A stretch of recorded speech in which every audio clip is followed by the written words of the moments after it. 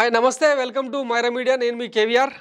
ఆంధ్రప్రదేశ్లో ఆర్టిఫిషియల్ ఉద్యమాలకు పెద్దగా కొదవలేదని చాలాసార్లు చరిత్ర రుజువు చేసింది అమరావతి భూములకు సంబంధించి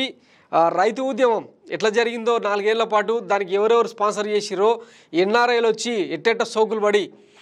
ఉద్యమం చేసిరో చూసినాం కదా ఇప్పుడు సేమ్ అంగన్వాడీ ఉద్యమం కూడా నిజంగా అంగన్వాడీలకు ఇబ్బందులే ఉంటే ప్రభుత్వం సార్ట్అవుట్ చేయడానికి చర్చలు జరుపుతూనే ఉంది కాకపోతే దాన్ని అడ్వాంటేజ్గా మార్చుకొని లోకేష్ గ్యాంగు చంద్రబాబు నాయుడు తర్వాత జనసేన పార్టీ వాళ్ళ మీద ఎట్లాంటి ప్రయోగాలు చేస్తుందో చూస్తున్నాం కదా అయితే తాజాగా అమలాపురంలో జరుగుతున్న అంగన్వాడీల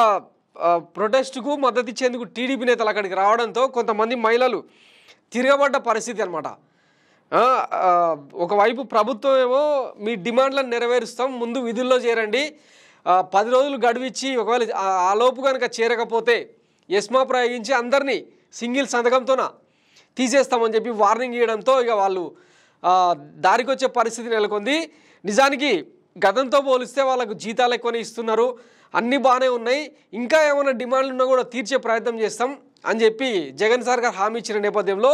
టీడీపీ స్పాన్సర్డ్ కొంతమంది అంగన్వాడీలు చేస్తున్న హడావిడితో మొత్తం రచ్చరచ్చ అవుతుందన్నమాట ఈ నేపథ్యంలో అమలాపురంలో కొంతమంది మహిళలు నిలదీయడం ఇవన్నీ జరిగినాయి ఒకసారి ఎట్లా నిలదీసిరనేది చూద్దాం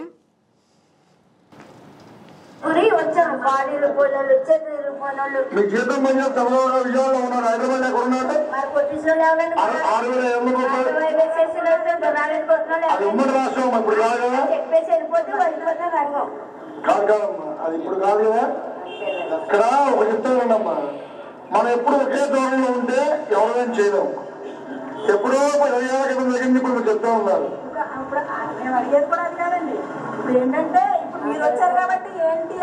అది చెప్తాను మా నాయకుడు స్పష్టంగా చెప్పాడు మీ న్యాయమైన కోరికలు తెలుసుకోమని చెప్పాడు ఇప్పుడు ఈ రాష్ట్రంలో సంపద సృష్టించబడాలి సంపద సృష్టించబడినప్పుడే ఏ వర్గానికి జీతాలు పెంచేది అవునా కదా సంపద సృష్టించబడాలా అంటారు కదా ఆ సంపద ఎవరి కోసం సృష్టించబడుతుంది అంటే ఒకే ఒక సామాజిక వర్గానికి ఒకే ఒక జాతికి దారదత్తం చేసేలాగా అమరావతిని తీర్చిదిద్దిండు చంద్రబాబు నాయుడు ఆ గ్రాఫిక్ డిజైన్లు పప్పుగుత్తి తరహా బిల్డింగ్లు ఇడ్లీ పాత్ర తరహా బిల్డింగ్లు ఏమైనా చూసినాం కదా నీళ్లు గారే సెక్రటేరియట్లు ఇవన్నీ ఇప్పుడు ఈ మహిళ ఏమడుగుతుంది 20 ఏళ్ళ కింద గుర్రాలతో దొక్కించిన చరిత్ర మీద అంటే 20 ఏళ్ళ కింద జరిగిన ఘటనలు ఇప్పుడు ఎందుకు గుర్తు చేస్తున్నారని ఈయన రివర్స్ కౌంటర్ అనమాట చరిత్ర అంటే